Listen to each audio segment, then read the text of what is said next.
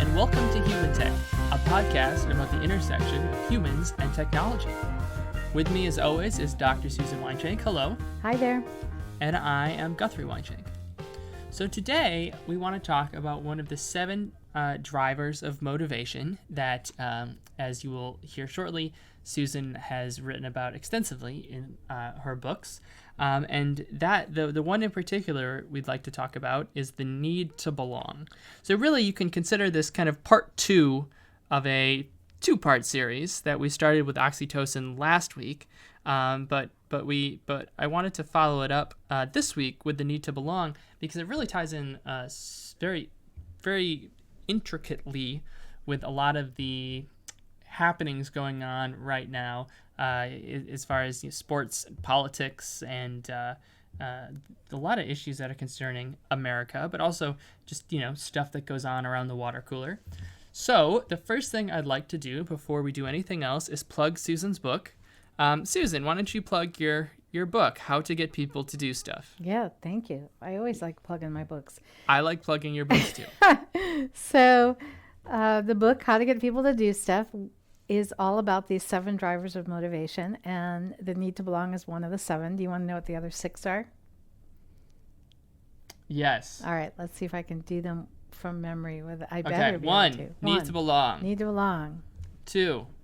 These are in no particular order. No particular order. Habits. Habits. 3. Instincts. Instincts. 4. Carrots and sticks, which is all about rewards. Carrots and sticks. Rewards. 5. The power of stories. Power stories. 6. Tricks of the mind. Tricks of the mind. And 7. The desire for mastery. Desire for mastery. Well done. Thank I don't you. know if I could. I've read the book many times. I've listened to a lot of talks. I think I would, if I had a piece of paper, I could probably do it. But I worry I'd miss one on accident. But oh well. Yeah. So and some are more powerful than others. And one of the powerful ones is the need to belong. Is that correct? Yeah, I call it one of the powerhouses because powerhouses. It's just so we have this desire to be part of a group or part of a tribe, and it's so strong, and we'll do a lot. I mean, there's a lot of our behavior is because we either want to become part of a tribe, or once we're part of the tribe, we want to stay part of the tribe. It's really a strong motivator. So if you want to get people to do stuff, there are things that you can do that will, stimulate this need to belong, and there are things that people will do because of what other people are doing, which is part of the need to belong too. So one of the things in particular that I guess I've been thinking about, because the oxytocin one we did last episode was very focused on 2 things, connecting. So it's a love almost focused. So if you think of petting a dog or hugging a child, your child, right? That's a very inherently strong bond that we as a species, we just understand. You don't have to explain or rationalize this away for whatever reason, right? So if you run into a burning building to save your dog or to save your kid, that's just a response that kind of humans just understand on an intrinsic level. So bonding is something we really get. But why, if in a bar fight you would stand up and defend another person who likes the same sports team as you, and risk life and limb for them, is a much more. It's not a naturally It's not an intrinsic kind of factor or motivating factor that we can intrinsically understand. We can kind of get our head around it. But sometimes if you think about how the things that people will do to stay and maintain a group, from the outside, it can look, almost just irrational. But from an internal perspective, it's just a really strong driver motivator. So that was a little rambly, but I just wanted to make that distinction about how the release of oxytocin can be different not in terms of its release, but in terms of its effect when you're doing it, for between two people versus a tribe. Yeah, and though oxytocin can release with a group. So. Oh yeah, no, yes. Yeah, I mean, it probably has some. There is probably an evolutionary advantage as well to this desire to be connected to more than just your offspring or your mate, but to the larger group. If you're part of a larger tribe, you can hunt together, right? You can use each other's knowledge about where the good foraging plants are. Okay, so let's back up, right? Yeah. What's the Darwinian evolutionary advantage? Yeah. Why is this a feature of the human species? So why would the need to belong be part of it, you mean? Yeah, and you can say some. I have, of course, lots of examples we can give. Do you want me to do it, or do you want to? Yeah, go. No, you can start, and I'll chime in. Right. So there's really, you have the two types of views on the human race, essentially. And I don't, of course, me getting all metaphysical, but you have your positive view, right? So if you're on, out in the jungles, or on the plains, if you are by yourself and you're a primate, don't even think human, because this happens. The tribes happen that I'll talk about in a bit. They happen with apes, most of the great apes, and monkeys hang out in groups. So this is certainly a primate thing, and obviously wolves hunt in packs. So there's a number of mammals that kind of do this behavior. So you can even take a step away from humans a little bit, though we do it in a very interesting way that doesn't really happen in other species. But right, so you're out on the plains in the safari, and you slip and you break your leg and you can't eat, and so you die and not pass your genes on. Well, if you're in a group, right, they can forage and hunt for you and bring you food so you can survive. If you're by yourself, you're very susceptible to predators. Whereas in a group, it's much less likely that you'll be attacked because of strength in numbers. If you're looking for a mate, it's really easy if you're in a tribe and there's happens to be a bunch of women around. Makes it very easy to find a mate. So all these things would lend itself to passing genes on. Now, to those more pessimistic about human nature, you would also say that, the ability to be in a group allows me to conduct raids on people in my territory and kill them and then take their things. Or if I'm in a group, it stops other tribes from rolling in and killing me and taking my things. So these are all kind of things that would give an evolutionary advantage to those mammals, and specifically humans, who have a genetic disposition to bond with a group. Mm-hmm. That's the Darwin's Finch's 20 seconds of logic reasoning for why this is a thing. Yeah. No, I agree with all that. So. Yeah, so I just wanted, so we're starting there. Now, I wanted to say a quick note about groups in the animal kingdom. Obviously, wolves hunt in packs, and that's, again, probably why dogs release oxytocin, because they are quite social. Cats do not, except for lions.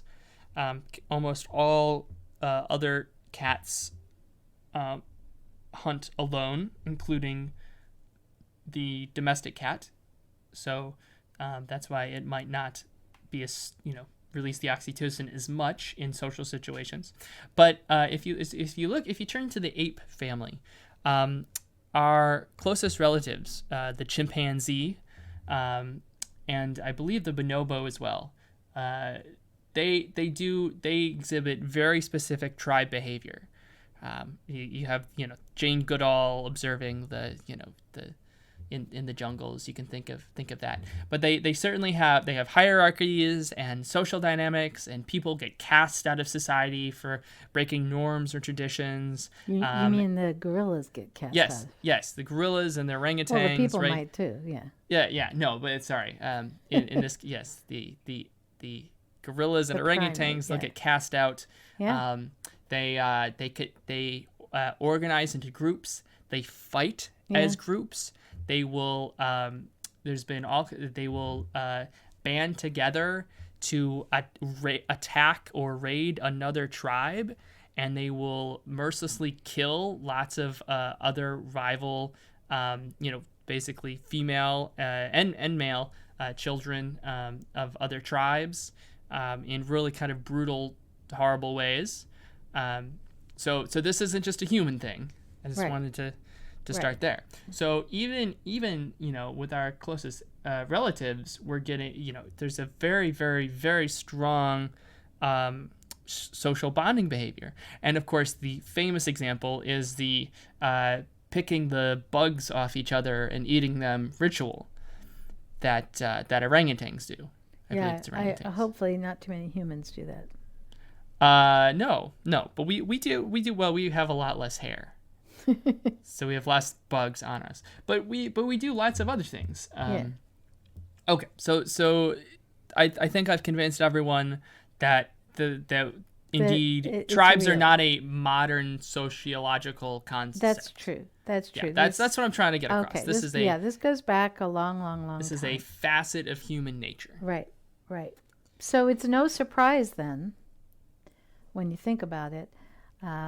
One of the things I'm always talking about is the fact that we will take any technology that exists and use it to be social and connect with other people. And, this is why. We're constantly looking, whether we do it consciously or unconsciously, for tools and things that will help us connect to or stay connected to our tribe. And so we have, telephones and cell phones and Twitter and Instagram and Snapchat and whatever.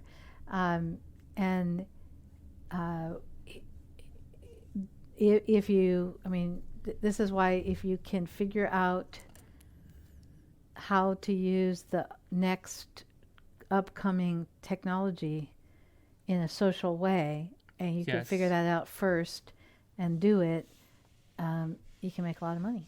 But it's not just connecting, because the need to belong, you have to because it's one thing to connect to a friend, but I want to talk specifically about connecting to groups. Okay. And it's really amazing how quickly groups and teams will just naturally develop. Form. If you take any large number of people and put them in a place with no social structure, no power dynamics. Now, I don't have research in front of me, but I'm sure it's a thing.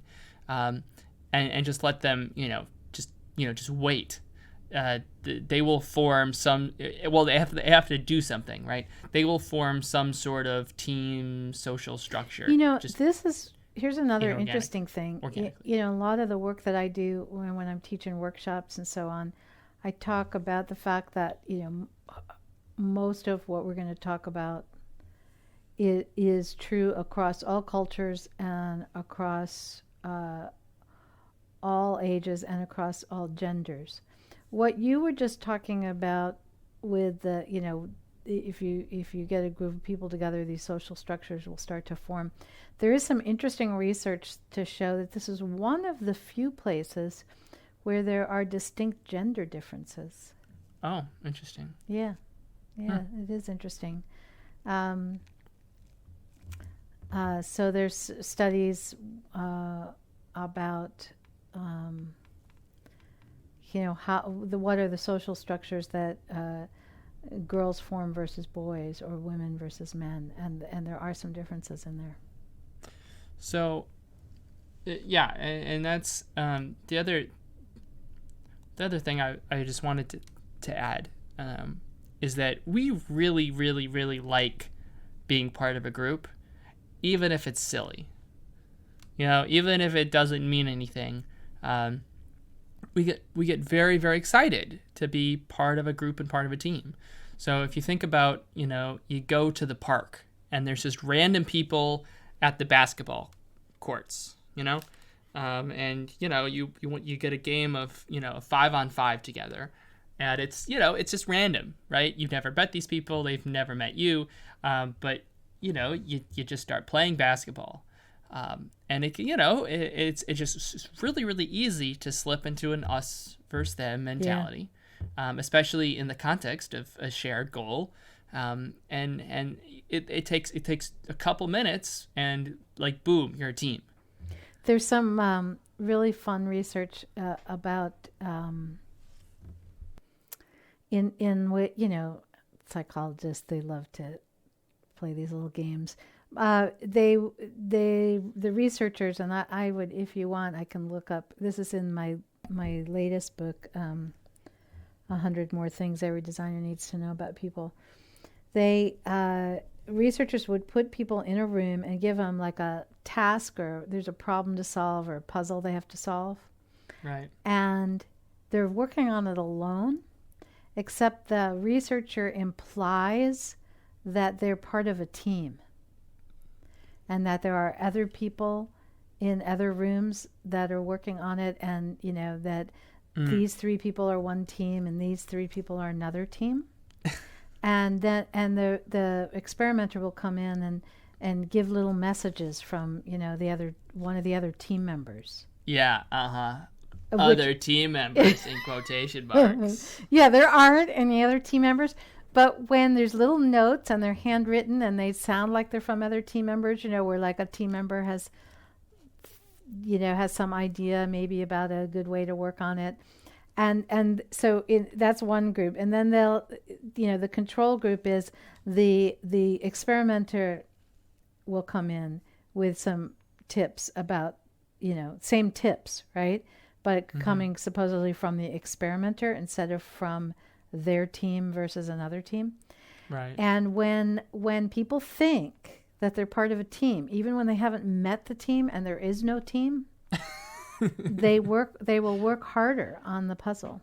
Yeah. Harder and longer. Absolutely. I'll do that. I'm certainly prone to that, where if I if I know that someone's counting on me or I'm counting on them, I try harder. So the other, it's a very interesting subject, and I'm going to bring it kind of towards a more modern perspective. Okay. Because we're seeing, especially in the U.S., and I'll be a little U.S. centric now, but that's fine. That in an age of social media, especially when it's a lot easier to surround yourself by people who have the same opinion as you, people in your tribe from a perspective sample. So people who have the same political ideology or social ideology or spiritual ideology.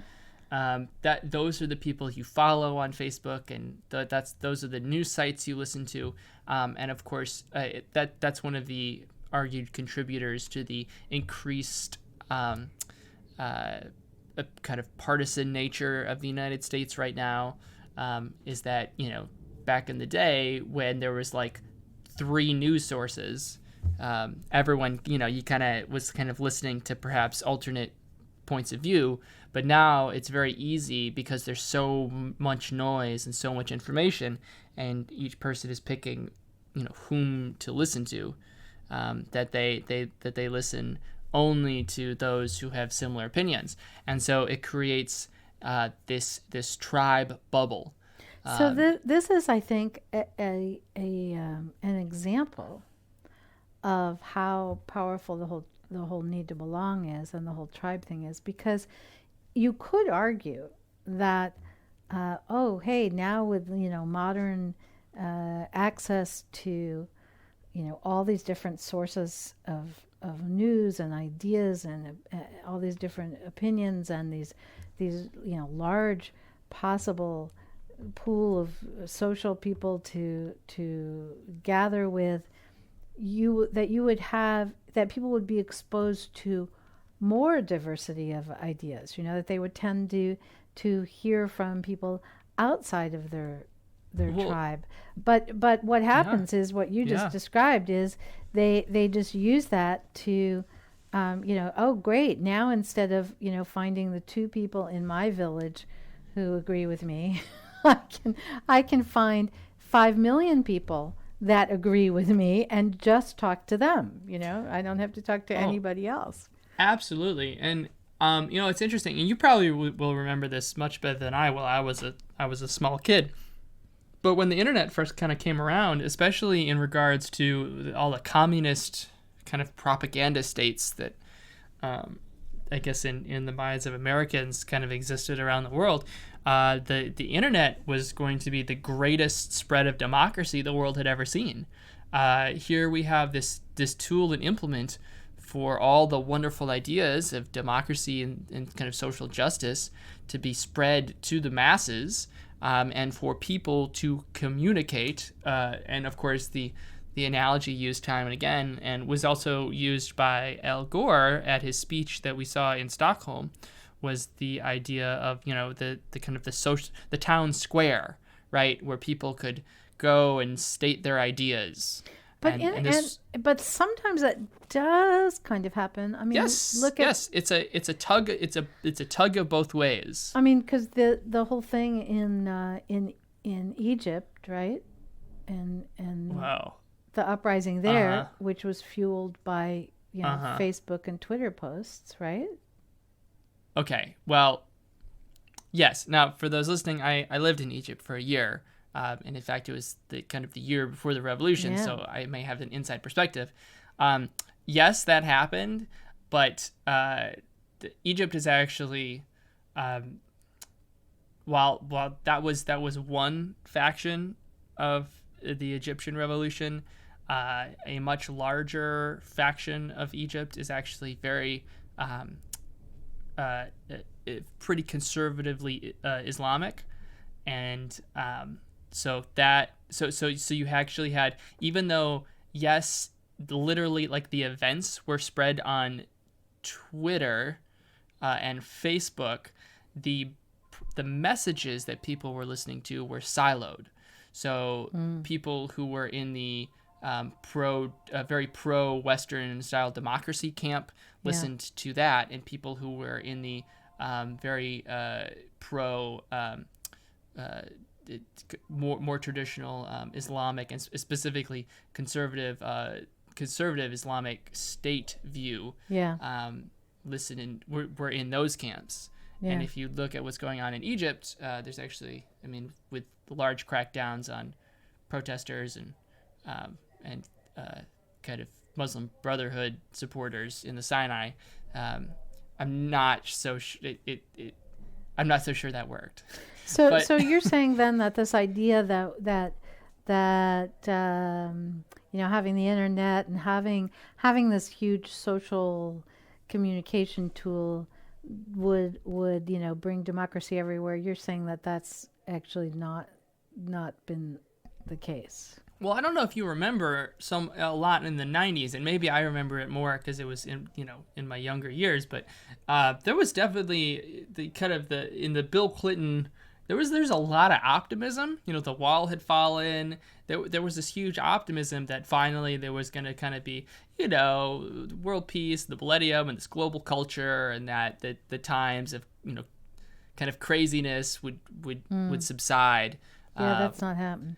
It was really idealistic, but especially if you listen to some of the songs at the time in the early 90s. It was really idealistic, and there was definitely this is a big thought, is that you'd have this global culture. So but that in reality what we've seen is, so people used to, because the whole idea was that, you had this huge, like, USSR versus the United States, and these big states were causing, the people in power in the states were causing the trouble. Mm-hmm. And if you could just kind of remove the power of the states and have people talk to each other, that, people in music would bring the world together. And I think that was a very strong sentiment.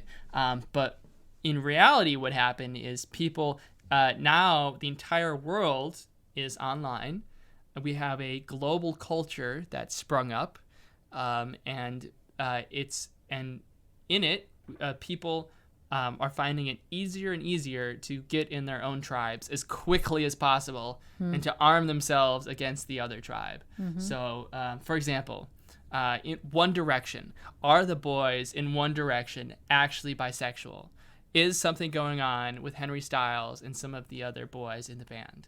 Or is it all just kind of playfully flirty? Okay? Are you aware of this raging controversy? Okay. I have no idea what you're talking about. Okay, so I don't follow this much. I'm not a One Direction fan, but I know enough people who are. I know of the. I'm on the internet. I've seen things. So the point is, do you know the band One Direction? Kind of vaguely. Yeah, they're basically it's the current. Well, they've kind of broken up, but 4 years ago they were the biggest boy band on the planet. And there's always a boy band, but they were British. They did things. They were very, very popular. And one of the things about them is that they were always very kind of playful and flirtatious with each other, specifically between two of the band's main members. Now, I don't know if you're familiar. There's oh boy, it's going deep. So in Japan, there's a specific type of kind of like animated comic. Yes. And in it, you have two young, kind of cute boys who kind of find a love for each other. Okay. And are like kind of bisexual with each other, but in like cute way. They'll like hold hands and make out and stuff. And so the audience for that is specifically young teenage girls who. So the theory is that with One Direction, right? Whereas a bunch of years ago, those girls would have wanted to, they would be all very excited. They themselves wanted to date the main singer in the band. Yeah. Now they kind of want the main singer in the band to date one of the other band members. Okay. That's like more exciting for them. Anyways, this Japanese trend has kind of spread and is spreading around the world like ideas do. So this kind of idea that these two members are actually secretly dating, is very, very popular. And a war is raging between the people who think that they're bisexual lovers and those who don't. And if you go on YouTube and you just type anything, like there's evidence and photos, and it's like an FBI investigation. What does this tattoo mean? Who's the stylist? It's just really, really, really detailed. I think that's one of the most interesting things about the whole need to belong and social groups and modern technology is, I think if you and I don't know, maybe this is a generational difference thing, but it seems to me if you asked anyone, right before the internet came on the scene, or before any new technology comes on the scene, all right? If you say, do you think that people are going to be spending hours and hours and hours using this technology to argue about whether this boy band is bisexual or not. Most people would say, well, I don't, people won't spend, that's not how it'll be used. And yet it always is, I mean, just, it's amazing. It's amazing. But that this whole idea of being social and being in your group, defining your group, being inside your group or out, who's in, who's out, we expend an amazing amount of time and energy doing that. And then people think, oh, well, that's just, teenagers, but it's not. No, it's really not. So just for an example, there's a 10-minute long YouTube video entitled Harry Styles and Lewis Tomlinson.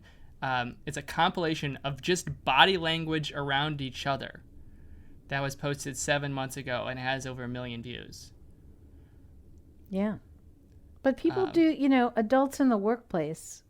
Yeah, so that was just similar. I was just using this as an example of something that to the casual observer outside of it doesn't matter. This is ridiculous. It really on the grand scheme of things, what happens to One Direction really, really doesn't matter. Right. And the sexual preferences of one of the band members matters even less. Right. And yet people spend enormous amounts of time and anger at each other getting in on both sides of this argument. And of course, in basic and the internet has an entire culture revolved around this, where in any sort of thread, right, one person will be like, oh, I think it's this, and the other person will be like, oh, that's not true, like, you're just being a dick, and the other person will be like, and you have a whole culture then of trolling, where people will purposely say incendiary things to start like a comment war where two sides fight each other in like every single like comment thread or any place that people can like talk to each other. And that's of course one of the reasons why the internet is so nasty. People really like to get pitchforks. Yeah, fight other and so people. Are you saying that this is tied then to the kind of desire and need to be constantly asserting or figuring out and asserting, which tribe you are a member of? Yes, I think there's an well, so I'm going to say this and I'm going to tie it into the point I left hanging. But I think there's inherent gratification we get when we're on a team and that team solidifies and someone has your back. I think that's a very, very strong thing. So even if we can even get it for something, as silly as a comment on an internet, message board of some sort, we feel, and I think we just want to feel, and that so we can get very, whether it's Bernie Sanders or like or like cats versus dogs. There's a Reddit thread that's called bird teams versus cat teams. So you know how like professional sports, a lot of them are named after cats. So you have like the Panthers and the Lions, the cheetahs, that kind of stuff. Yeah. So there's a whole bunch of them that are named after cats, and then there's a bunch of teams that are named after birds, like the Seahawks, the Ravens, and the Hawks, the Falcons, the Ravens. Yeah. And so there's a whole thread that's its only purpose of existing is for members of bird teams to trash talk to members of cat teams, and members of cat teams to be like, we're gonna just eat your mangled bird. All right, so this corpses. is interesting because it's the only purpose of the thread, and people spend lots of time yelling at each other. Do you think though? See, I've always wondered about the sports teams that are not part of these categories, that have the ambiguous names like Miami Heat. Okay. Is that the name of a sports team? Yes. Miami Heat is currently in the NBA Conference Finals. We'll be playing. I know that. And I didn't say that they weren't good basketball players. But I've wondered if it would be harder to build up. Do they have a good they probably have a good following. They have good fan loyalty. It's interesting you say that. Because now it's hard because it's also Miami. Miami fans have been treated to a lot of success because LeBron James was there and they've won a lot. But historically, they've actually been really crappy fans. So they have a bad habit of leaving early for games. This is because the name is wrong. Yeah, well, you say that. I do say that. No, but what's a pacer? I don't know what a pacer is. That's another problem. Well, the Indiana Pacers are a team, and they have very loyal rabid fans. All right. Well, yes, but maybe something. It's like a Hoosier. I don't know. Did they used to be something else before they were the Pacers? I think they've been the Pacers for decades. There goes that theory. Yeah. All right, forget that theory. Yeah, that was a nice. I just thought if it was there are a lot of like crappy basketball names. If it was more concrete. Well, there's like the Thunder, there's the Wizards, there's the Clippers. Like, okay, so there's the Lakers, right? Yeah. They're only called the Lakers because they used to be the Minnesota Lakers, because Minnesota is the land of lakes, and then they moved the franchise to LA, which doesn't have any lakes. And people love the Lakers, and there are no lakes in LA. But a lake is a concrete term.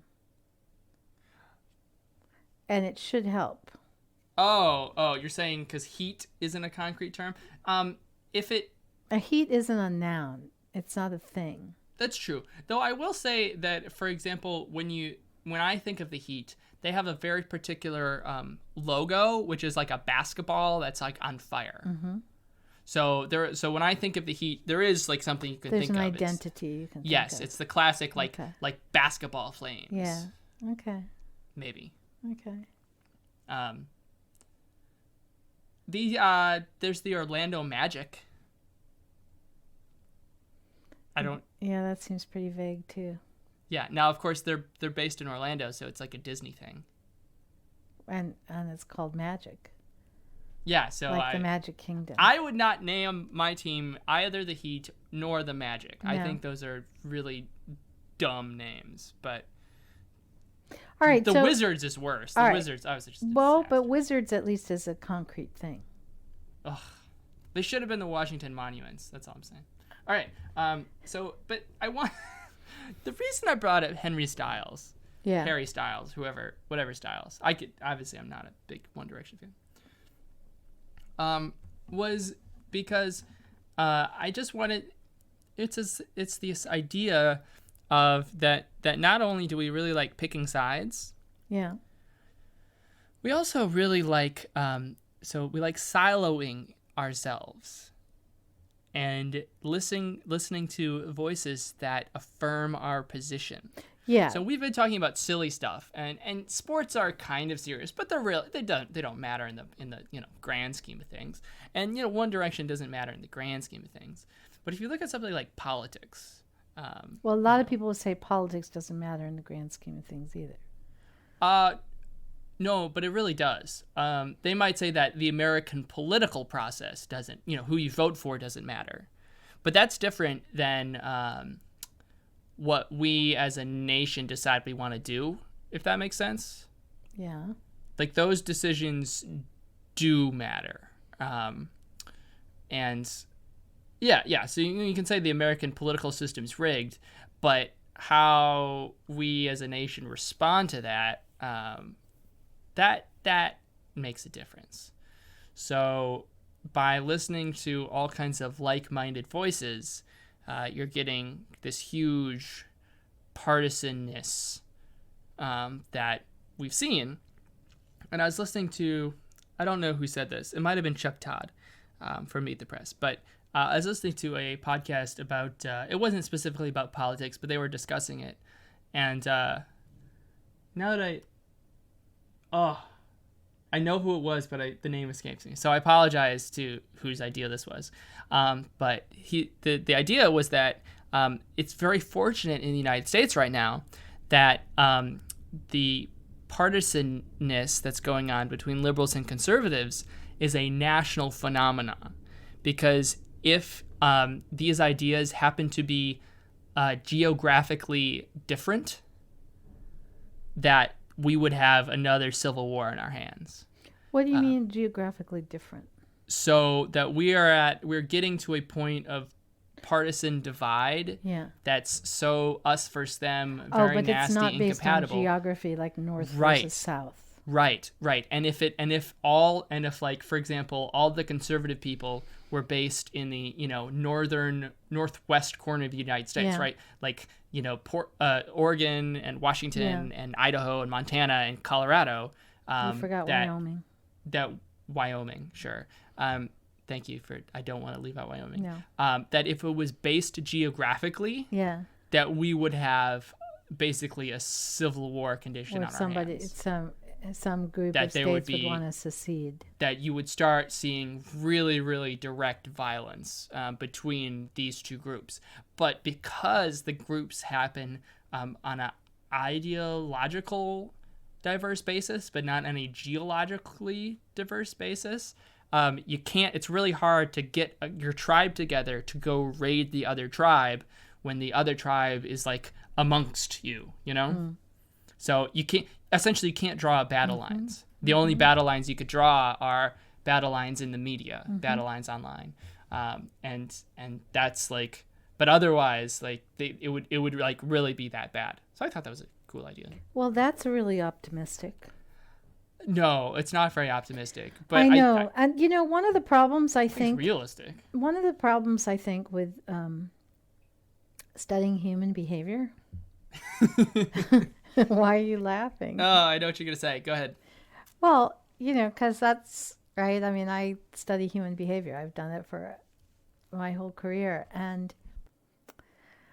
you can get very pessimistic, And what I try and do is, instead of getting pessimistic, I just try and be realistic and accepting, because it's like, well, yes, this is, I'm not surprised that this is happening. This is what humans do, and it's tough though. You lose. I would have to say, though, the more I've learned about human behavior, kind of the less idealistic I've become. Yeah. Well, I mean, that's why when I started out, I was talking about primates in the jungle, right? It's to help others who are injured. Or is it to go pillage and maim and rape the other tribe? It's kind of how you see human, what you think about human nature. I have a question for you, though.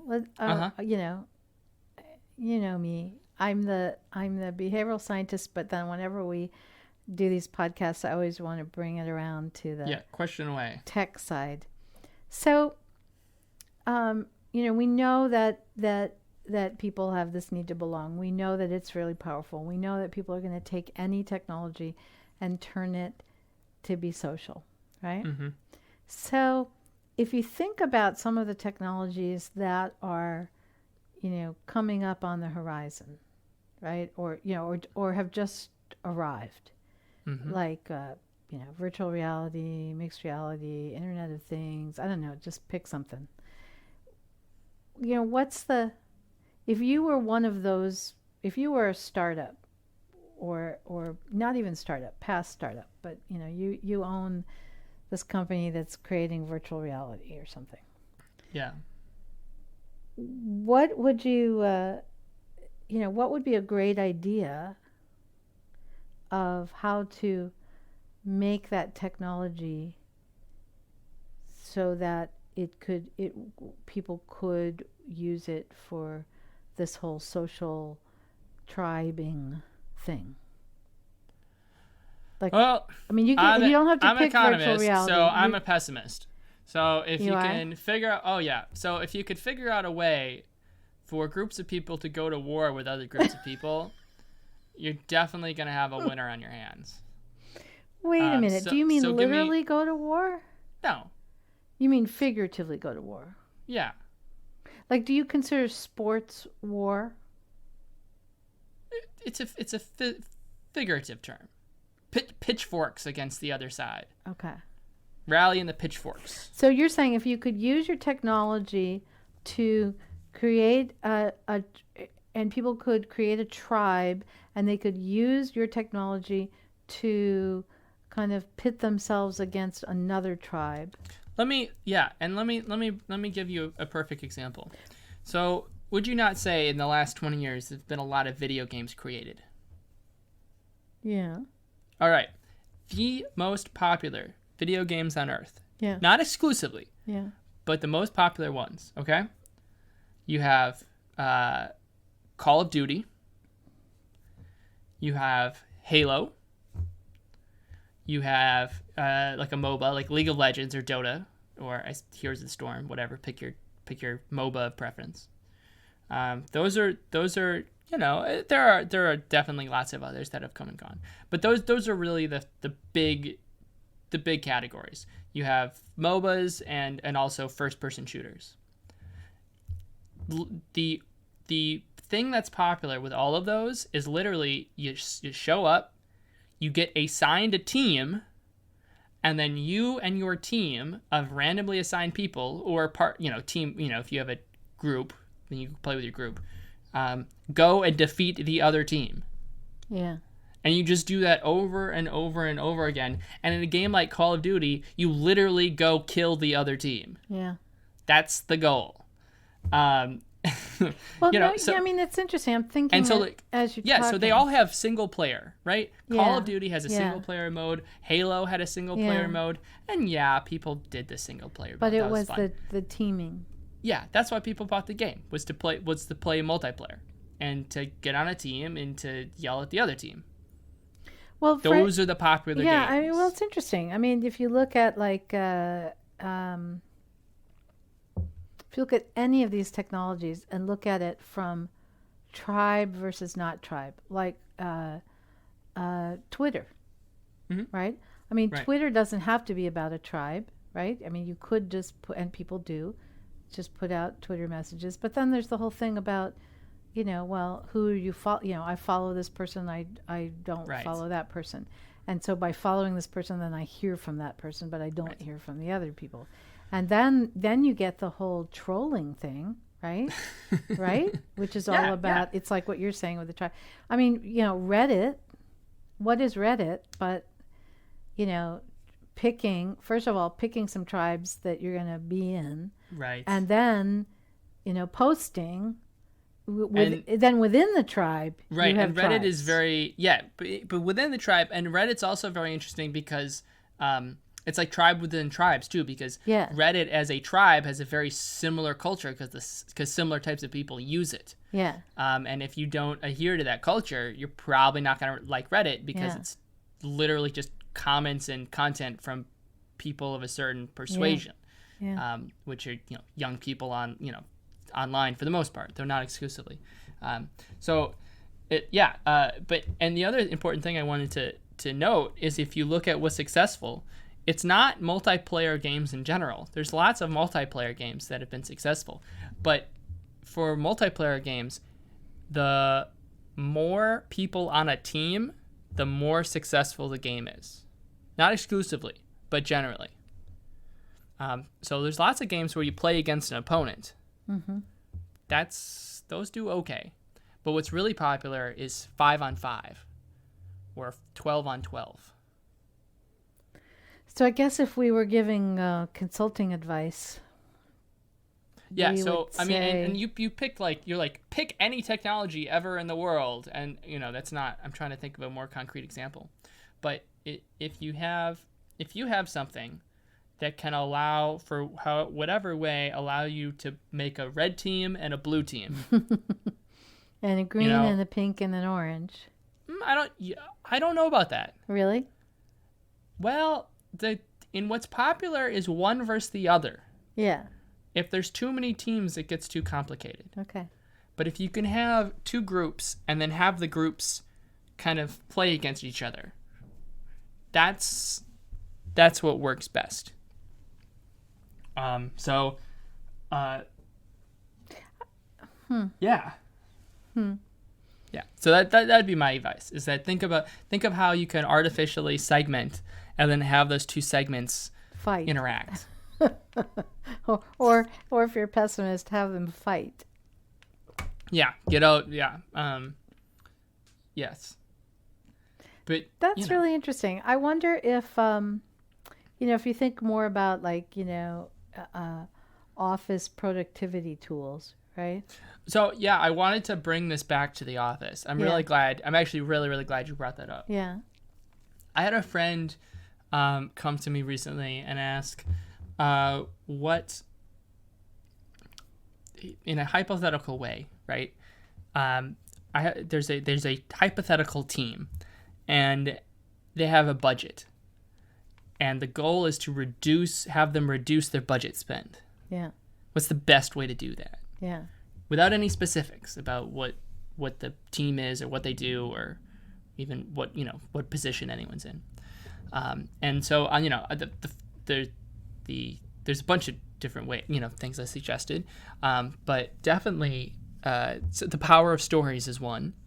If you can get them to buy into an idea, but specifically the need to belong. So the way companies exploit this is by what I said was the goal is you have to have them the people on your team have an emotional response, right? So reducing money, it's not about them making money, right? So incentivizing it to them might work, but it's not going to work great. What's the best way to do it is to make the money not matter. And what really matters is the emotion. So the way companies exploit this is by pitting people and pitting teams against each other, pitting departments against each other, having some sort of company-wide contest. Well, okay, I'm glad you brought this up because then it's not about the money. Yeah, it's literally I just want to beat those bastards in sales. One of the things in another episode when we talk, we really need to dive into like the desire for mastery and we're going to we'll dive into rewards and talk about that. But let me just put out there the idea that there are intrinsic motivators and there are extrinsic motivators. So there are some of the 7 that we mentioned before that are intrinsic, meaning they come from inside the person. Need to belong is one of those. And there are some motivators that are extrinsic. They come from the outside, like rewards. And what we know is that intrinsic rewards are always stronger than extrinsic. And actually, sometimes the extrinsic rewards can interfere and take away some of the power of the intrinsic when you combine these. And so in your example, if you give a reward, right? That is not going to be as powerful as we're using the team idea and pitting teams against each other. And also that giving a reward might mess with the whole need to belong drive. But I want to say a few other things about this though, because remember I mentioned gender differences. One of the things we know is that oftentimes men and women react to competition differently. And so it is possible to have teams that are not necessarily, really pitted against each other. It's possible to just have a team who is working together on a goal, and that will also be powerful. But my big dumb male brain is telling me to raid and pillage. I know it would, because pitchforks. I know, guys like crush sales. Yeah, guys like the competition. Crush them. Yeah. I really like competition. I like going to parks and playing random games of basketball. I know. It doesn't surprise me. I believe your gender is male, so that's one reason why you would like. Although women, a lot of women biologically like competition. And sociologically. Sociologically. Yeah. Socio. Yeah. No, that's sociologically. Sociologically, sure. Is that a word? I don't think sure. it's a word. Okay. So that it's an interesting idea. So I think that I'm gonna have to think about this some more. I really am. You while you were talking about this, like I had an idea because I teach. I'm an adjunct professor at University of Wisconsin, one of the nearby campuses in Stevens Point, and I usually teach one course a semester. And I always have, activities throughout the semester, and we have teams, right? Mm-hmm. But I don't usually have the teams pitted against each other. Oh yeah. And I may need, and the team thing is good. I mean, the team thing definitely call them Team Red and Team Blue. Or if those are too political, you can call them I think I need Team Yellow, Team Green, or something. Yeah, but I need more than 2 teams. But I usually the teams are just working together as a team, and not competing against each other. No, that's the thing. You actually don't need more than 2 teams. You can have multiple groups and then literally just arbitrarily just assign them a random color, right? You can have like 5. You mean I can have 2 Team Reds and 2 Team Blues? No, you're thinking about it wrong. So let's say you have 6 teams total, yeah. right? Yeah. Okay? Yeah. You say 3 of them, you're on side red, 3 of them, you're on side blue. And the winner gets some arbitrary prize. No, I don't even do a prize. Well, no. Well, you can. The winner just wins. Well, you have to do something to. They have to be able to get in a team for some reason, right? So if you say the winner gets a free book or whatever it is, right? The prize doesn't really matter. What matters is they're like, oh, okay, there's a prize, and then everyone's like, all right, so we're going to work together because this is an important thing. And according to my beliefs and my knowledge about motivation, I will probably do it so that the winning team gets the prize. Will probably be something like they get control and autonomy over something.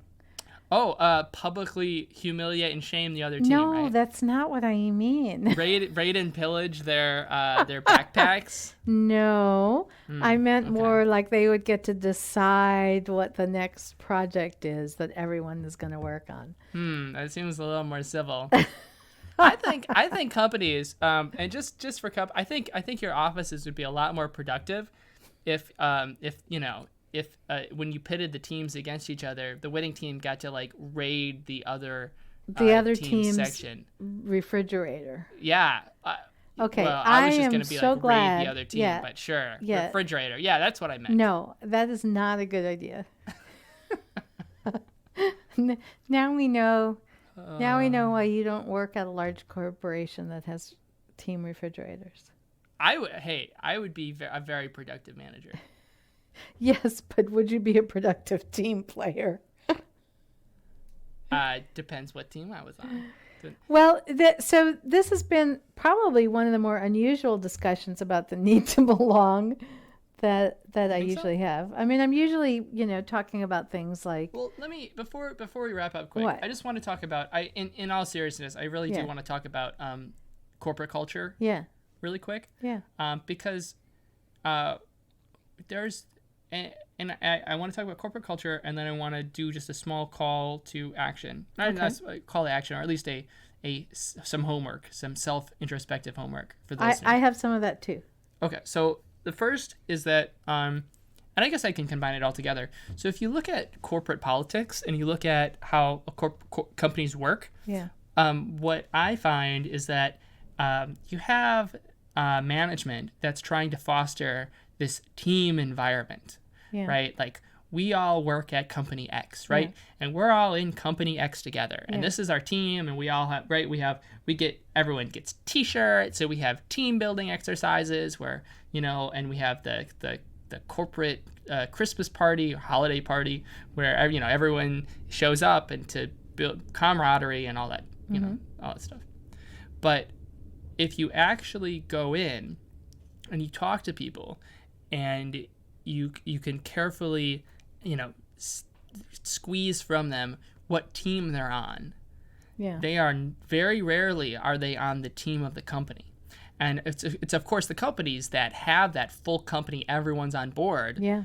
that are very successful. So like your Googles and your Apples, And where people really buy in. and Walmart.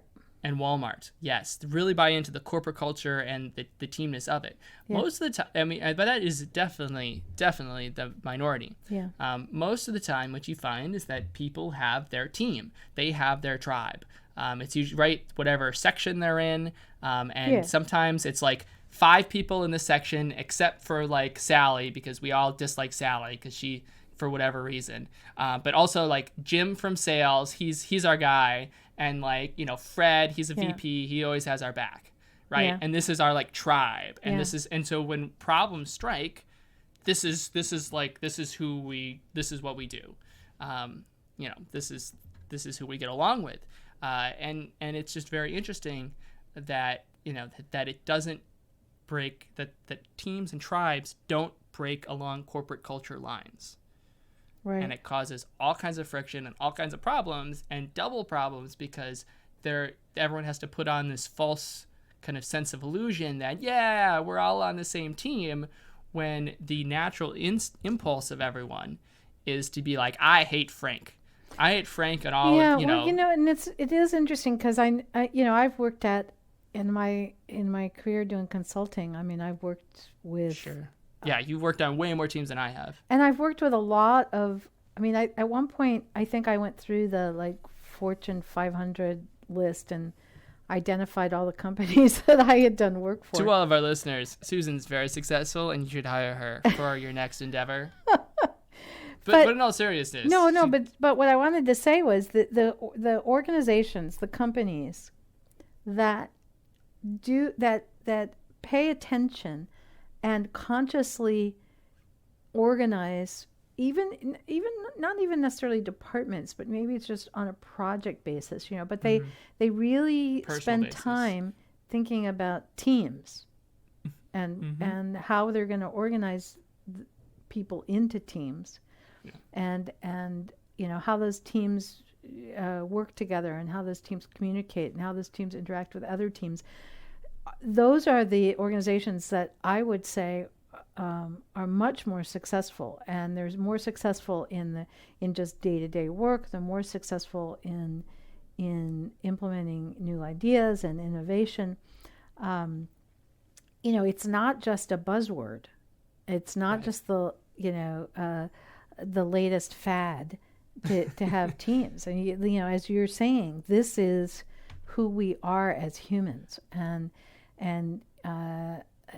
you know, to do that in a smart, thoughtful way, it does all kinds of things. I mean, not only will it add to your bottom line, but it'll add to your retention and your productivity and on and on. It's a big deal. And the last thing I want to say is some of the most the other way that teams break down in some of the more unhealthy work environments.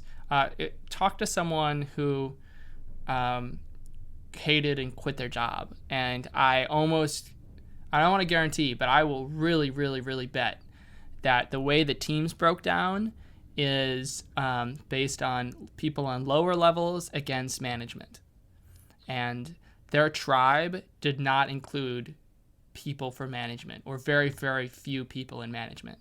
Whereas people who are in more successful work environments, their tribe includes management. Yeah, that's probably another entire podcast we could discuss. I know, but it was just another idea. So my okay, so that's work, and I want to talk about it because you know, most of the people who listen to this, you know, probably work, and this is something to keep in mind. So I guess my homework for those listening. What's your homework? You had a call to action. Be a Jane Goodall. So pick, you know, just when you're looking at things on the internet where people are talking to each other, or when you're in your office and you're doing stuff, take a step back and be a neutral Jane Goodall observer in the jungle. Observe the monkeys in their natural state. Gorillas. She worked with gorillas. Gorillas, yes. My apologies. And try to see where the teams are and how they break down, And if you see people posting things, especially online, what percentage of what they're posting do you think they're posting because they woke up and they felt so strongly about this opinion that they just had to shout it from the rooftops? And what part of it do you believe that they're posting as a form of social, kind of like a piece of clothing almost, right? To identify themselves as part of a tribe and to have other people be like, yes, I am also in your tribe. Look at our tribe and how good tribe we are. All right, there you go. You have your homework. That's my homework. Did you have any homework? Yes, my homework is I want someone to figure out what the next new social technology is and email it to us so that I can make $1 billion. Honestly, yeah. The name, and I'm copywriting it here first. Don't even try. Is what? Triber. Triber? Yeah, like tribe, but okay. In the You better style seriously, of you better Tinder, go trademark it or whatever. Yeah. The last thought. Yeah. We've done a lot of poo-pooing on tribes and how they bring out the worst in humans today. Tribes are really good. Yes. They're really powerful. Yes. Think of, for example, all kinds of music people and the great success bands have made creating cliques or tribes or groups. And they call all their followers have a certain name, and they all wear the same color and the same. So there's, tribes are really great, and it makes people feel really good to be in them. So on that, what I would like to do is I would like to invite people to become part of the human tech tribe, and they could do that. How could they do that, Guthrie? It's good. The first thing you should do is subscribe and give our podcast lots of stars on whatever. Give it a rating and subscribe and be on part of whatever our podcasting tribe. app you have. You can listen to all of our old podcasts too if you're not subscribed at humantech.theteamw.com. Just visit our website. It's theteamw, all one word, all lowercase, .com. That's where you can learn about a bunch of stuff that we do. If you're interested in any of the courses that we have, go to courses.theteamw.com. We even have a free course and free stuff you can download, so it doesn't even cost you any money. You should also go and buy Susan's book, specifically if you were interested in this. It's called How to Get People to Do Stuff. Yep. And we post pretty regularly on all sorts of social media things, interesting articles, interesting tidbits and ideas we have. So subscribe at all the different places, Facebook and Twitter. What's your Twitter handle? The Brain Lady.